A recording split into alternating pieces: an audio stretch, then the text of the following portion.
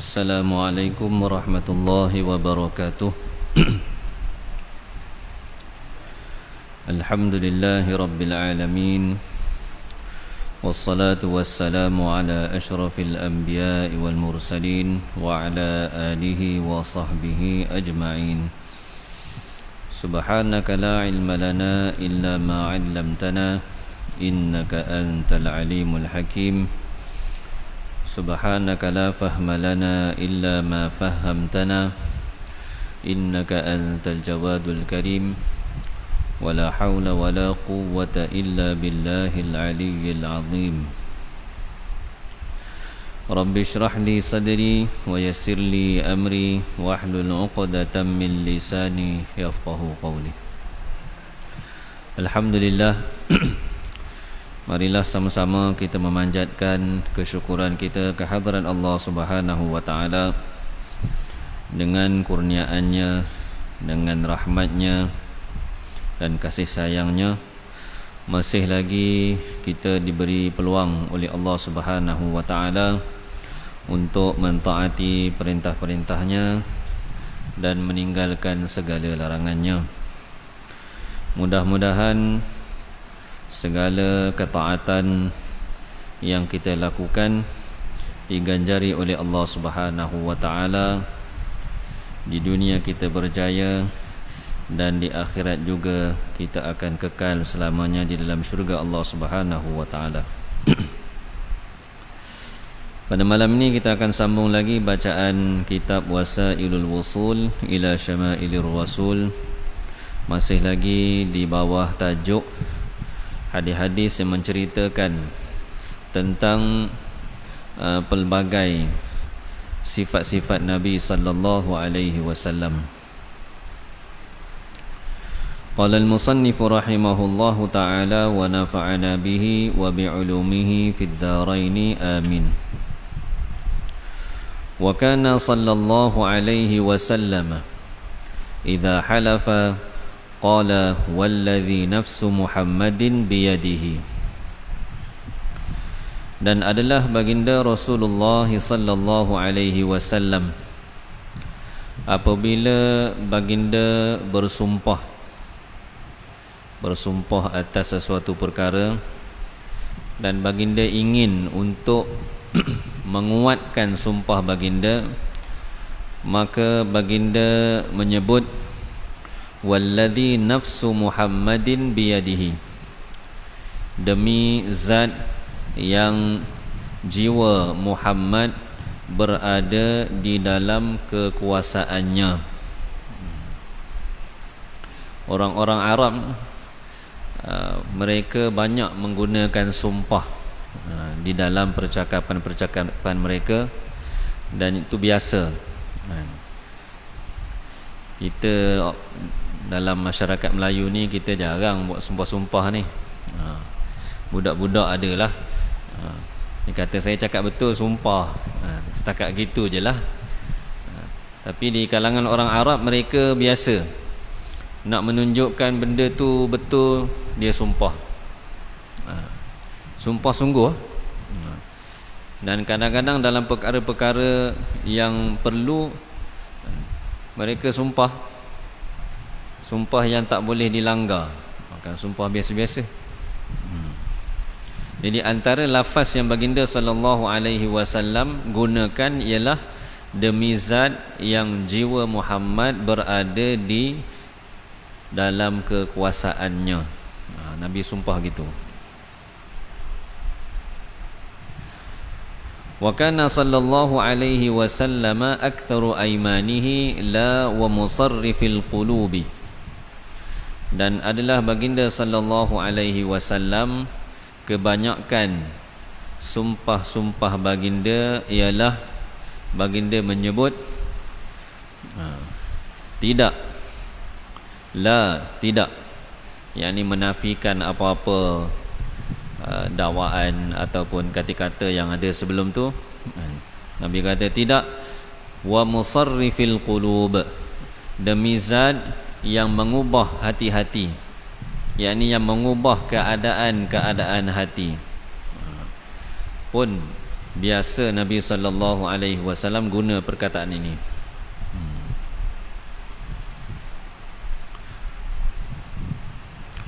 Kat tempat kita ni kalau sumpah orang nak angkat, nak ambil jawatan, dia kena sumpah lah. Sumpah depan agung. Tu ada dia guna sumpah wallahi wabillahi watallahi. Tiga-tiga tu makna demi Allah.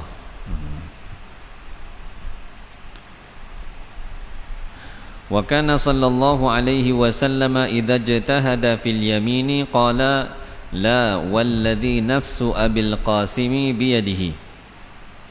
Dan adiklah baginda sallallahu alaihi wasallam apabila ingin menguatkan sumpah, maka baginda menyebut, tidak, demi zat yang jiwa Abul Qasim. Abul Qasim ni gelaran lah untuk Nabi sallallahu alaihi wasallam. Demi zat yang jiwa Abul Qasim berada di dalam kekuasaannya. Nabi guna lafaz tu, walladhi nafsu abil Qasim biyadihi. Kalau ikut dalam Quran pun banyak sumpah. Kalau kita baca dalam juzuk 30, banyak surah-surah yang Allah Subhanahu wa taala sendiri bersumpah. Contohnya was-samaa'i wat-tariq, demi langit Allah Taala sumpah. Wal-laili idza yaghsha, demi waktu malam. Wad-duha, demi waktu duha. Wal-fajri, demi waktu fajar. Allah Taala sumpah belaka tu. Sumpah.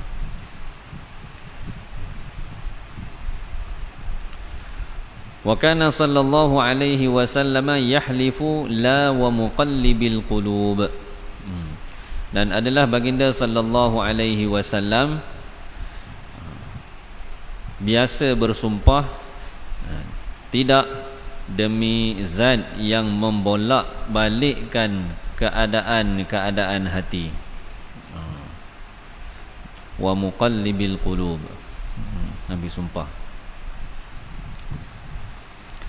Wa kana sallallahu alaihi wasallam idza halafa ala yaminin la yahnathu hatta nazalat kaffaratul yamini.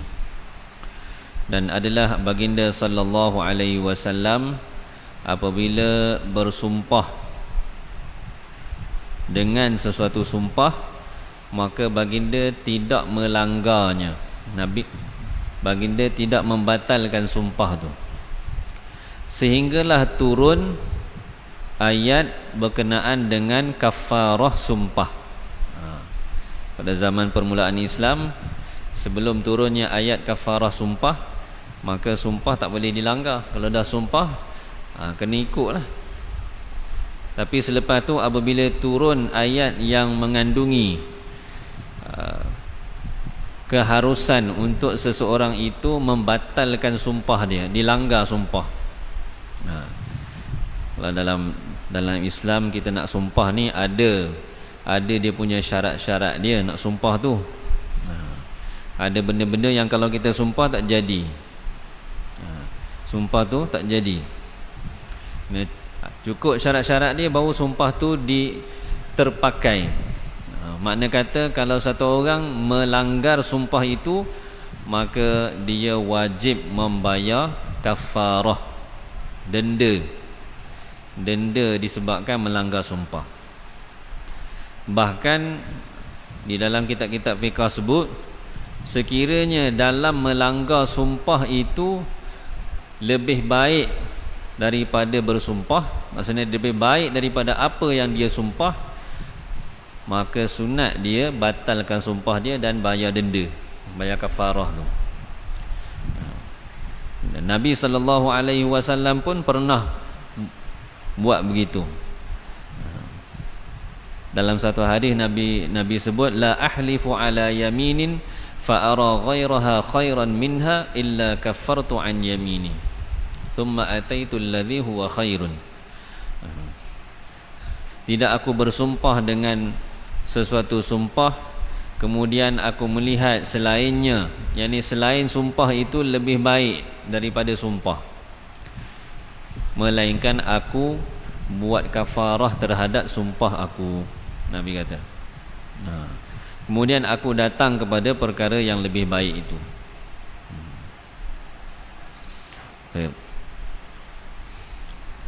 Wa kana sallallahu alaihi wasallam idza istaratha al-khabara ay istabta'ahu tamathala bi baiti tarafata wa ya'tika bil akhbari man lam tuzawwidi. Dan adalah baginda sallallahu alaihi wasallam apabila merasa lambat sesuatu berita. Ini Nabi tertunggu-tunggu sesuatu berita tak sampai-sampai. Contohnya Nabi hantar utusan untuk pergi berjumpa dengan sesiapa, utusan tu lambat sampai, lambat balik. Nabi tertunggu-tunggu. Dalam masa tu tertunggu-tunggu tu baginda sallallahu alaihi wasallam mengajuk ataupun membaca bait syair daripada Tarafah bin Al-Abdi. Ada satu orang nama dia Tarafah bin Al-Abd. Dia ada buat satu syair. Dalam syair itu bunyi wa ya'tika bil akhbari man lam tuzawwidi.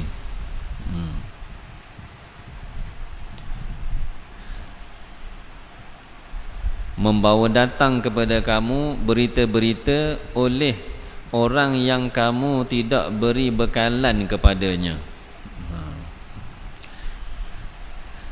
Kamu tidak beri bekalan kepadanya.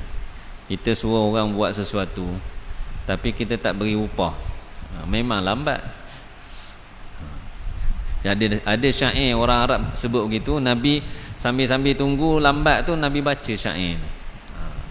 Nak bagi tahunya bahawa Nabi sallallahu alaihi wasallam ada juga mengungkap syair-syair yang dibuat oleh orang lain. Wa kana sallallahu alaihi wasallam yatamathalu bihadzal baiti kafa bil islami wasyayb lil mar'i nahiyan. Dan adalah baginda sallallahu alaihi wasallam biasa mengajuk bait syair ini. Apa bait syair dia? Kafa bil islami wasyayb lil mar'i nahiyan. Cukuplah Islam dan uban. Cukuplah Islam dan uban, yakni rambut putih di atas kepala, menjadi penghalang kepada seseorang itu. Maksudnya penghalang kepada seseorang itu daripada membuat perkara-perkara yang haram. Ikutlah agama yang ada dalam diri dia tu nak halang dia. Rambut putih atas kepala tu tanda, yakni umur tu tidak panjang lah. Wa aslu hadha asy-syatri kafa asy-syaybu wal islamu lil mar'i nahiyan.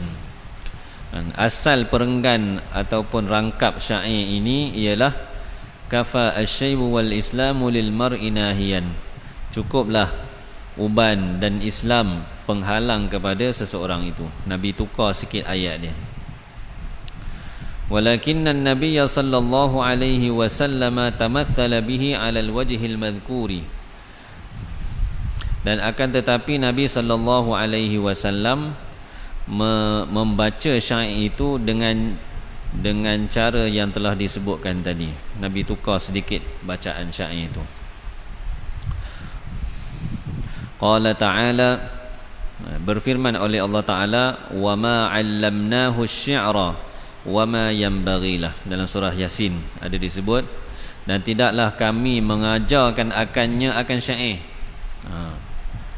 Maksudnya Allah Ta'ala tidak ajar Nabi syair. Sebab tu Nabi ajuk syair orang lain, Nabi ubah sikit supaya tidak sama. Dan tidak sepatutnya syair itu untuknya, yakni untuk baginda sallallahu alaihi wasallam. Sebab apa? Allah Ta'ala dah turunkan Al-Quran kepada baginda. ada satu orang penyair di zaman Nabi sallallahu alaihi wasallam, nama dia Labid. Dia ni sebelum dia memeluk Islam memang masyhur.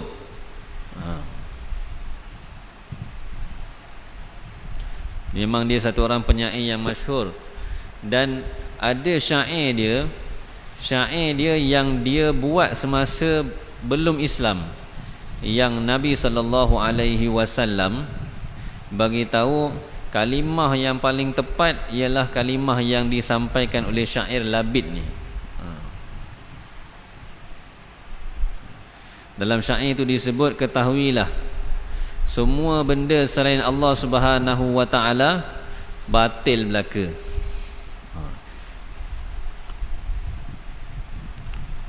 Ala ma khalallaha batilu. Selain daripada Allah Subhanahu wa taala semua batil. Dan semua benda selain daripada Allah akan musnah. Nabi kata ini syair yang paling tepat, paling benar. Walaupun yang ucapkan dia tu belum masuk Islam lagi. Tapi Labid ni bila dia masuk Islam, selepas dia memeluk Islam, tidak ada satu rangkap syair pun yang dibuat setelah dia masuk Islam. Bila orang tanya, buat apa dah tak syair lah ni? Dia kata, cukuplah Allah Ta'ala dah turunkan Al-Quran, dah bagi Al-Quran kepada aku. Al-Quran tu padan dah.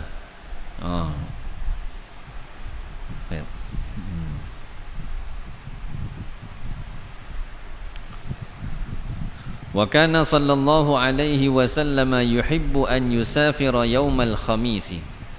Dan adalah baginda sallallahu alaihi wasallam suka untuk melakukan perjalanan pada hari Khamis. Kalau nak jalan, Nabi pilih hari Khamis. Nabi suka. Sebab apa? Ada keberkatan pada hari Khamis itu. Ada dalam riwayat disebut bahawa Nabi sallallahu alaihi wasallam berdoa supaya Allah beri keberkatan kepada umat ini pada hari Khamis. Jadi Nabi suka. Cuma adakah Nabi sallallahu alaihi wasallam semua perjalanan Nabi dibuat hari Khamis? Tak juga. Ada juga hari-hari lain yang Nabi buat perjalanan. Cuma Nabi suka hari Khamis.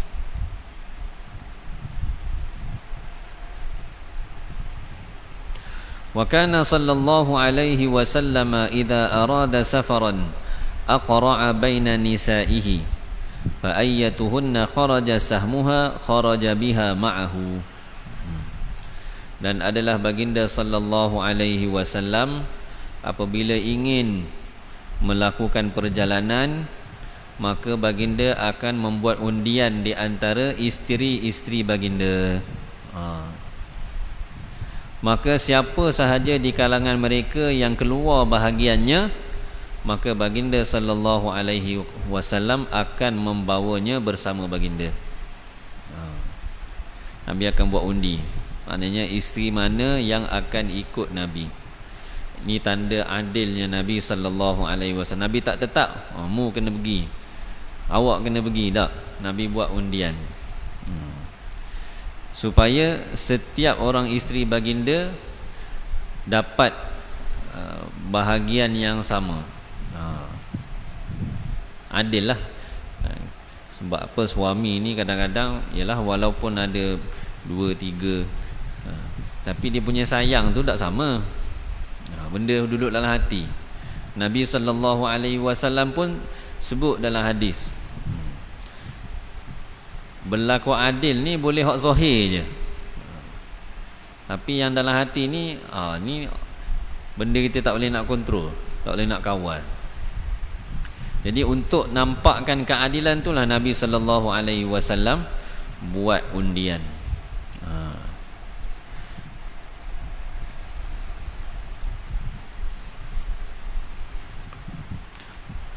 Wa kana sallallahu alaihi wasallam yatakhallafu fil masiri fayuzji ad-dha'ifa wa yurdifu wa yad'u lahum. Wa ma'na yusji dha'ifa yasuquhu sawqan rafiqan. Dan adalah baginda sallallahu alaihi wasallam yatakhallafu fil masiri, akan tertinggal di belakang di dalam perjalanan.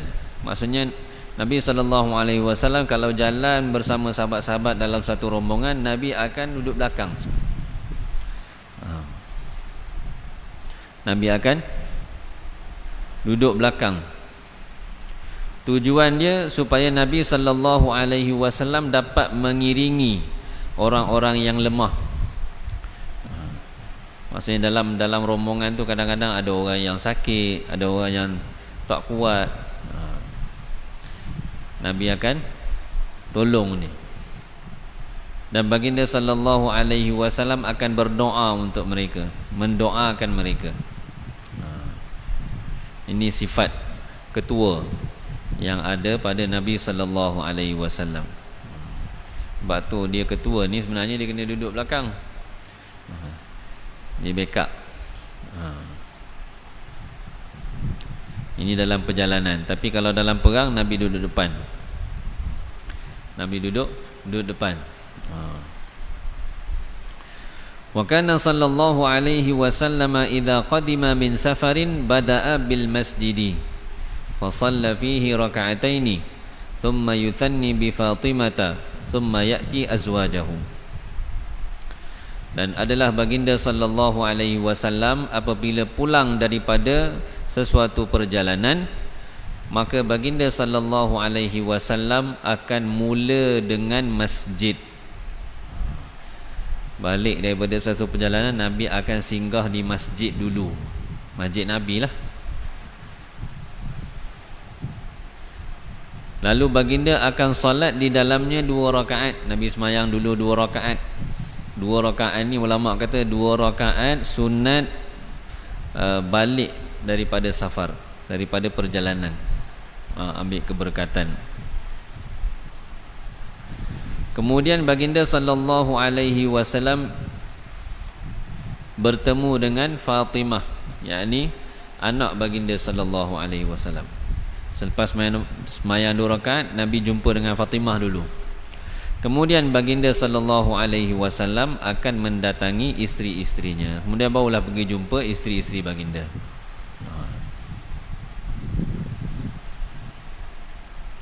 Jadi sunat kalau kita pergi mana-mana, balik itu singgah masjid dulu, semayang 2 rakaat sebelum balik rumah.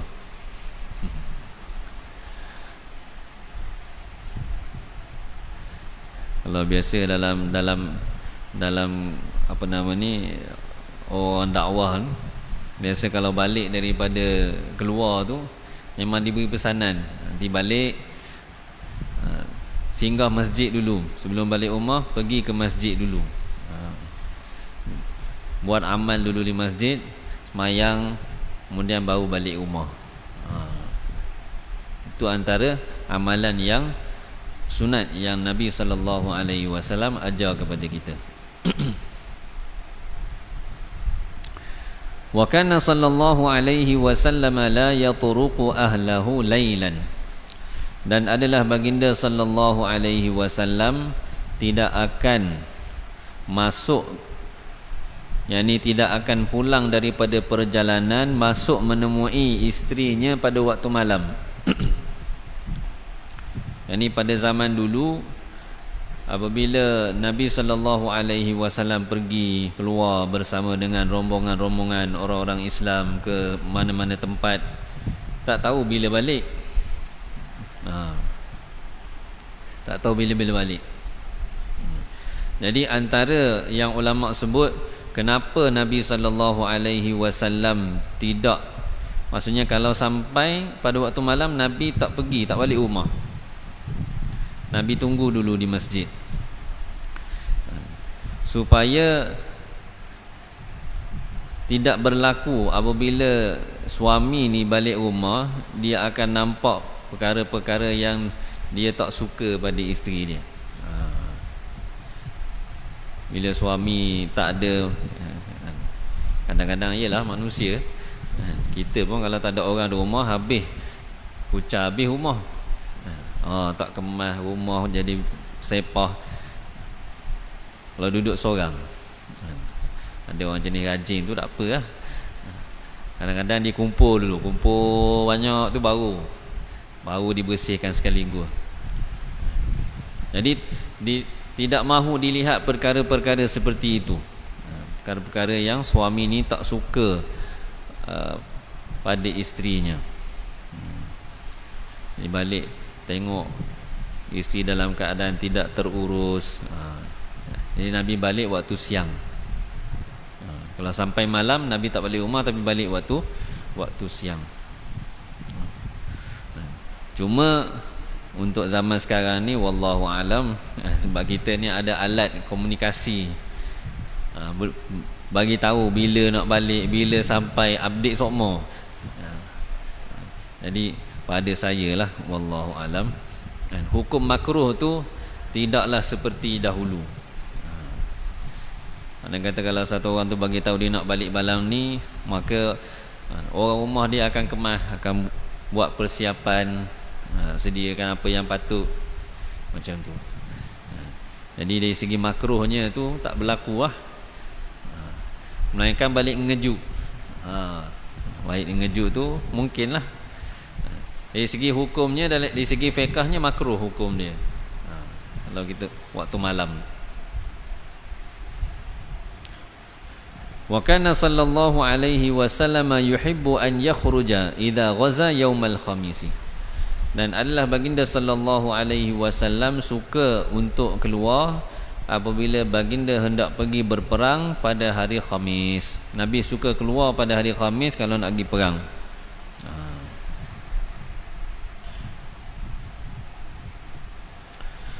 Wa kana sallallahu alaihi wasallam idza arada an yuwaddi'al jaysha qala astaudi'ullaha dinakum wa amanatakum wa khawatima a'malikum.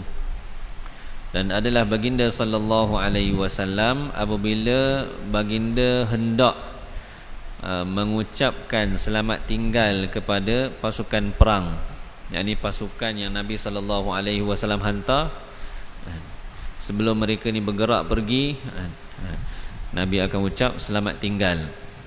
Maksudnya selamat jalan lah kalau kita kata. Nabi akan kata apa? Astaudi'ullaha dinakum wa amanatakum wa khawatima a'malikum. Yakni aku meminta kepada Allah Subhanahu wa taala untuk menjaga agama kamu, amanah kamu, dan penutup segala amalan kamu. Yani Nabi sallallahu alaihi wasallam apabila hantar jemaah keluar, Nabi akan doa supaya Allah Taala jaga mereka. Jadi doa ni sunat juga kita baca. Kalau ada ahli keluarga kita yang datang kemudian nak pulang, sunat kita baca doa ni. Astaudi'ullaha dinakum wa amanatakum wa khawatima a'malikum. Ini kita serah pada Allah Subhanahu wa taala untuk jaga agama dia supaya agamanya terpelihara.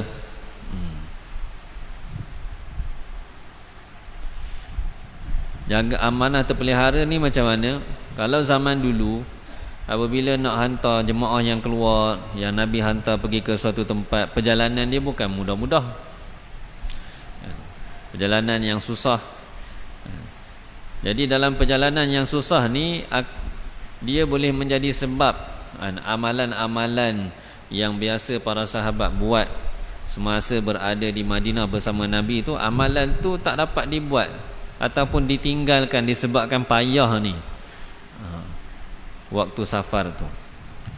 Jadi Nabi SAW minta supaya Allah Subhanahu wa taala pelihara sahabat-sahabat agama mereka, supaya amalan-amalan yang mereka biasa buat dapat dikekalkan. Kemudian Nabi SAW minta juga Allah Subhanahu wa taala jaga amanah daripada sahabat-sahabat ni. menjaga sifat amanah yang ada pada sahabat-sahabat. Bila dalam perjalanan susah, maka terpaksa minta tolong, terpaksa guna barang orang.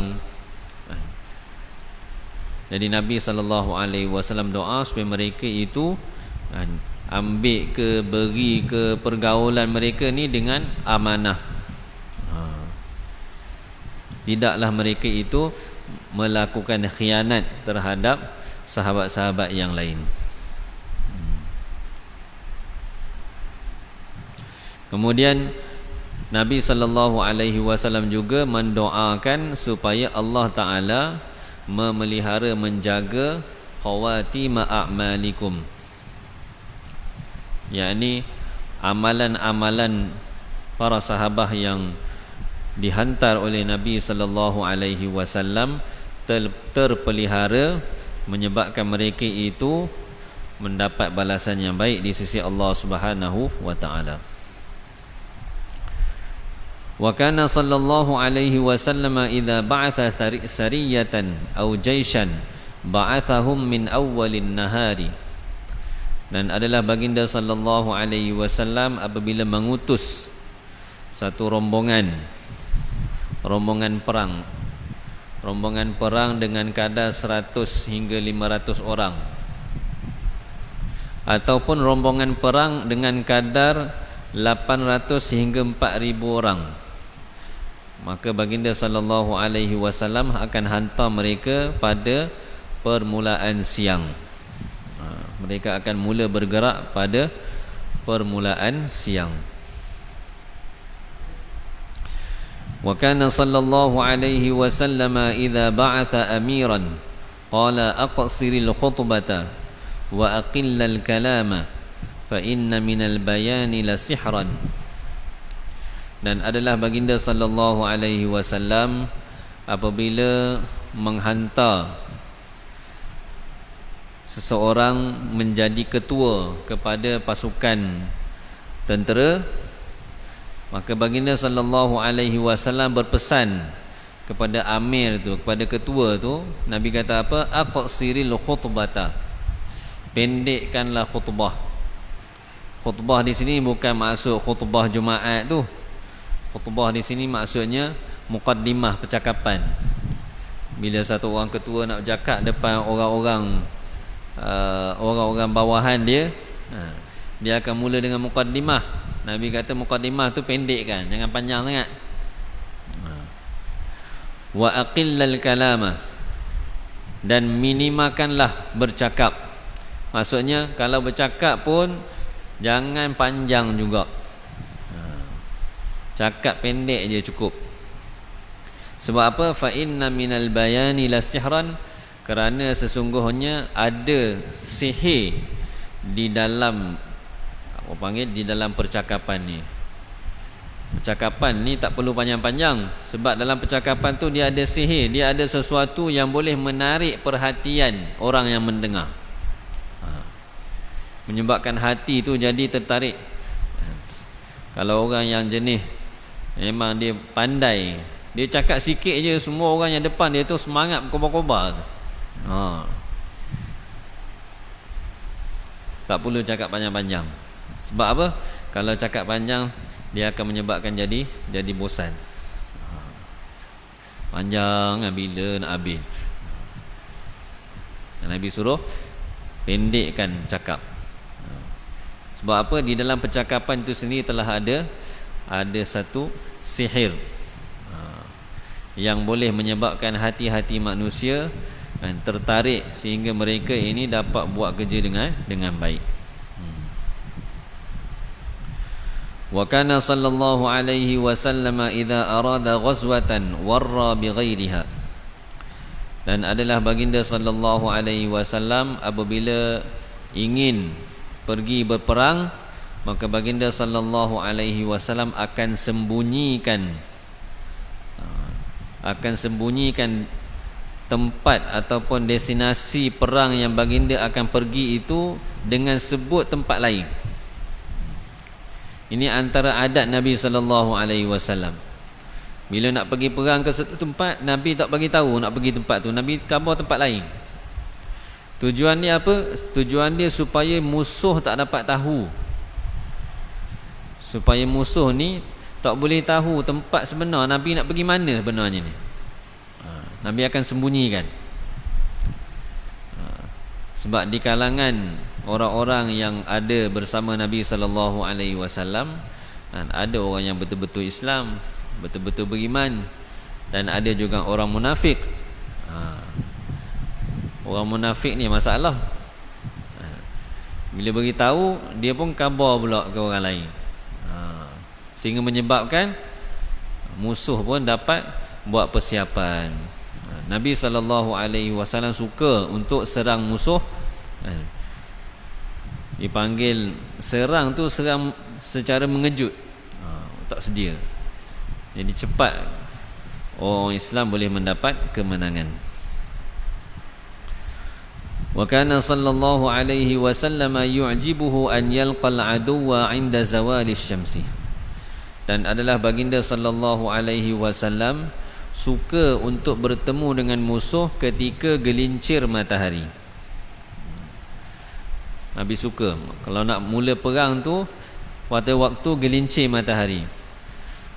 Ulama kata kenapa Nabi suka waktu ni? Kerana waktu itu waktu pintu-pintu langit dibuka.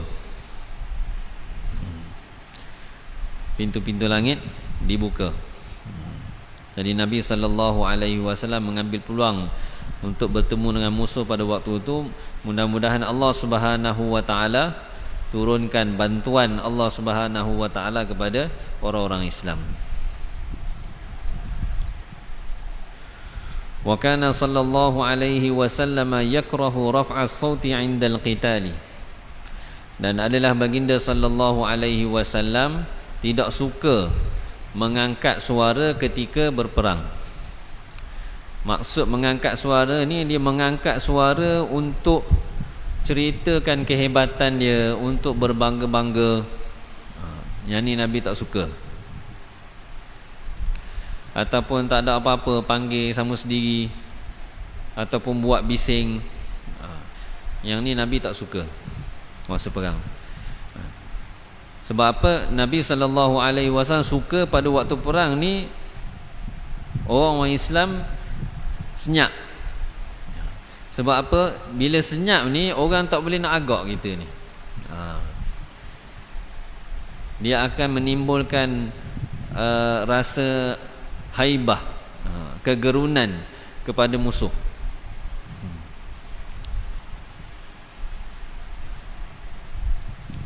Dan sahabat-sahabat Nabi SAW selepas daripada baginda pun, bila ada perang bagi tahu, biasa perang, yakni tahanlah diri daripada membuat bising dan mengangkat suara waktu perang. Tapi suara untuk menakutkan musuh, yang tu tak ada masalah. Suara yang keluar daripada orang berperang, bila dia nak tetak dia keluar suara, bila dia nak tepih keluar suara, itu suara-suara yang membangkitkan semangat untuk berperang, yang tu dibenarkan. Yang kata tak dibenarkan ni, yang Nabi tak suka ni, angkat suara yang tak ada apa-apa manfaat, semata-mata untuk berbangga-bangga, buat bising, tu Nabi tak suka. Wa kana sallallahu alaihi wasallam idza kharaja yaumal 'id fi tariqin raja'a fi ghairihi. Dan adalah baginda sallallahu alaihi wasallam apabila keluar pada hari raya melalui satu jalan, maka baginda sallallahu alaihi wasallam akan pulang melalui jalan yang lainnya. Ini antara sunat hari raya, kita mari dan balik ikut jalan yang lain. Kalau boleh ikutlah, sunat. Kalau kita mari ikut jalan ni, balik ikut jalan lain. Kalau ada beberapa jalan, kita datang ke masjid untuk solat hari raya ikut jalan A, balik ikut jalan B. Ini sunat dan juga sunnah. Wa kana sallallahu alaihi wasallam idza nazala alaihi al-wahyu nakkasa ra'sahu wa nakkasa ashabuhu ru'usahum fa idza aqla'a anhu rafa'a ra'sahu. Dan adalah baginda sallallahu alaihi wasallam apabila turun wahyu kepada baginda, maka baginda akan menundukkan kepalanya. Wahyu datang kepada Nabi ni kadang-kadang ketika Nabi duduk dengan sahabat, waktu Nabi bersama-sama dengan sahabat di dalam majlis, mari wahyu. Bila mari wahyu, Nabi akan tunduk kepala. Bila Nabi tunduk kepala, maka dan sahabat-sahabat baginda akan menundukkan kepala mereka. Sebab tengok Nabi tunduk ni, tunduk belaka. Sebab mereka pun dapat rasa tempias daripada wahyu yang turun pada Nabi sallallahu alaihi wasallam. Wahyu yang datang kepada Nabi dia bukan benda seronok. Dalam hadis sebut Nabi sallallahu alaihi wasallam apabila dapat wahyu akan keluar peluh. Berpeluh. Keluar peluh daripada muka Nabi sallallahu alaihi wasallam. Pernah satu ketika satu orang sahabat, kaki dia, peha dia duduk di bawah peha Nabi. Yang ni Nabi, peha Nabi duduk di atas peha dia. Duduk dalam majlis, dia duduk sebelah Nabi. Tiba-tiba turun wahyu. Maka dia kata, begitu beratnya wahyu yang turun pada Nabi sallallahu alaihi wasallam sehingga aku rasa peha aku nak patah. Berat. Itu orang yang tak dapat wahyu. Apatah lagi Nabi sallallahu alaihi wasallam. Waktu sampai Nabi tertunduk. Maka apabila wahyu selesai daripada baginda, maka baginda sallallahu alaihi wasallam angkat kepala. Bila dah selesai barulah Nabi angkat kepala semula. Selesai daripada wahyu turun.